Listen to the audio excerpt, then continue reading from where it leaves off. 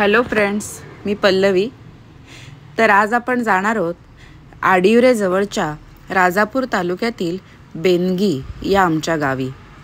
चला तर मग वाटेतून जाताना लागणारा हा समुद्र, सुरुबन हे तर इथल्या कोकणातील गावांचं वैशिष्ट्यच आहे। वाह, किती सुंदर नजारा। आम्ही आलो कशेळी येथील क्षणभर विश्रांती या हॉटेलमध्ये। कशाला? अर्थातच मिसळ खाण्यासाठी।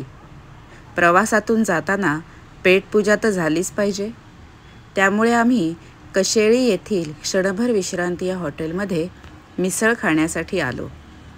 पहा किती सुंदर निसर्ग आहे। वाह,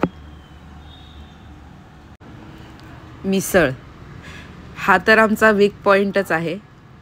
आम्ही जेव्हा केव्हा आमच्या गावी जातो तेव्हा या ठिकाणी मिसळ खाण्यासाठी अगदी आवर्जून थांबतो। जो सुकून गाव में है वो शहरों में कहा असं म्हणतात, तसंच हे आमचं गाव बेनगी। तर फायनली आम्ही पोचलो आणि आता आम्ही निघालोय अतिशय सुंदर अशा ठिकाणी, ते म्हणजे आमच्या मँगो फार्ममध्ये। जाताना ही गावातील घरे आणि हे पहा आम्हाला कोण दिसलं, ब्लॅक कॅट। किती सुंदर आहे। तशी या गावाच्या वाटेतून आम्ही निघालो। तर आज काही विशिष्ट माहिती घेण्यासाठी आम्ही आमच्या मँगो फार्ममध्ये गेलो। तर ही आहे आमची आंब्याची बाग। चला बघूया। मी पोचले आमच्या बागेत।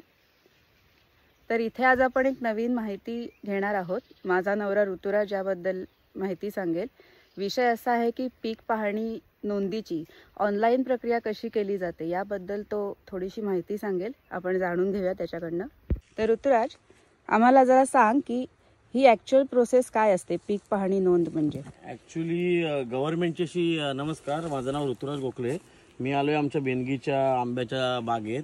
तर आता जर आपल्याला आपल्या बागेत आंब्याची, काजूची अशी जी आपण कलमाची आपण लागवड करतो, त्या लागवडाची जर सरकारी दप्तरी नोंद हवी असेल, जेणेकरून आपल्याला विविध योजनांचा लाभ घेता येईल, यासाठी ई पीक पाहणी असं पीक पाहणीचं ॲप, ई पीक पाहणी म्हणून ॲप आहे। तर ते ॲप इन्स्टॉल केल्यानंतर आपण आपल्या बागेत जाऊन, त्या बागेतल्या ठिकाणी जाऊन, त्या तुकड्याच्या मध्यभागी उभे राहून झाडाचा फोटो अपलोड करून आणि सगळ्या जागेची, क्षेत्राची माहिती, नंतर टोटल झाडांची माहिती, ती तुमची फळबाग मिश्र आहे की एक पीक आहे हे सांगून आपण ते अपलोड करून हे इझिली आपण हे ई पीक पाहणी कुठलाही तलाठी किंवा बाकी सरकारी कर्मचाऱ्यांची मदत न घेता आपण आपल्या मोबाईलच्या द्वारे हे आपण अपलोड करू शकतो। Okay, thank you. तर ही अशी छान माहिती आपल्याला ऋतुराजकडून मिळालेली आहे। तुम्ही सुद्धा या माहितीचा नक्की उपयोग करून घ्या। तुम्हा कोणाच्या आंब्याच्या जर बागा असतील, काजूच्या बागा असतील, तर त्यासाठी ही माहिती नक्कीच उपयुक्त तुम्हाला सगळ्यांना ठरेल। थँक्यू। आपल्या गावी जायला आपल्या सर्वांनाच खूप आवडतं, आम्हालाही आवडतं।